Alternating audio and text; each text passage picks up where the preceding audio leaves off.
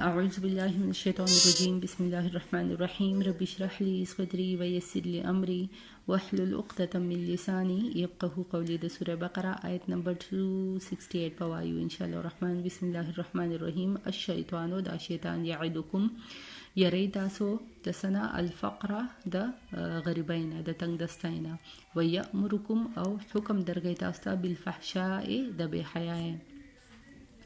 والله اور الله تعالی یعدکم وعده کوي تاسو سره مغفرتن د مغفرت د بخنه منه د خپل طرفنا او فضلا او د فضل د لوی فضل. والله اور الله تعالی واسع وسعت والا علیم او پوهه دی.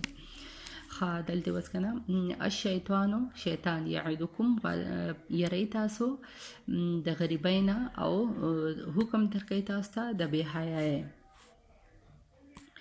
دلته کې بس یعدکم ردی یو معنی مونږ وې کنه چې مطلب یری تاسو یو یعدکم دا د وعیدنا راضی مطلب یرولو ناراضی کنه چې شیطان چې دا تاسو یری د سنه د غریبینا د مفلسینم یری چې دا کنه لکه ګور صدقه او دا زکات وغیرہ د الله په لار کې مطلب ورکړه ما کوي کنه د سر بس شي مطلب غریب بشي تاسو کنه د دغه نه یری. او یو یعدکم مطلب د وعده ناراضی کنه وعده کوي تاسو سره د غریبۍ کچره تاسو صدقات او زکات او د الله په لار کې ورکړه وکړه نو د سر په تاسو شي غریبانان بشي مطلب دا وعده وسره کوي کنه. او بل دا ويأمركم او حکم کوي تاسو ته بالفحشاء د بے حیاء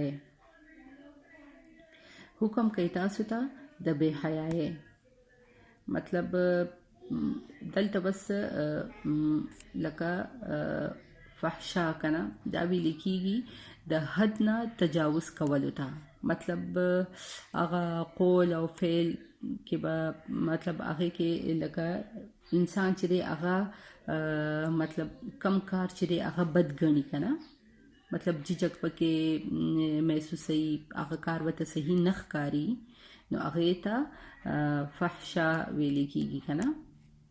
نو دلته کې چې قرطبي رحم الله هغه فرمایلی دي چې لکه دلته فحشا نه مراد ټول ګناهونه ته ویل شي کنه او پاغه کې مطلب یو دی کنه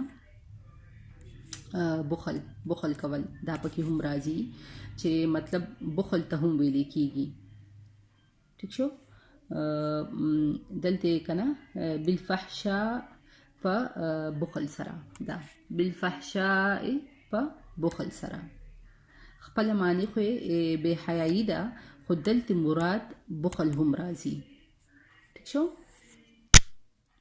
مطلب کنه شیطان تاسو ته وایي چې مطلب بخل کوي د بخل حکم دل درکې کنه چې کنجوسی کوي چاله سماور کوي د خپل مال نه. ٹھیک شو مطلب تاسو ته کمی راشي او دا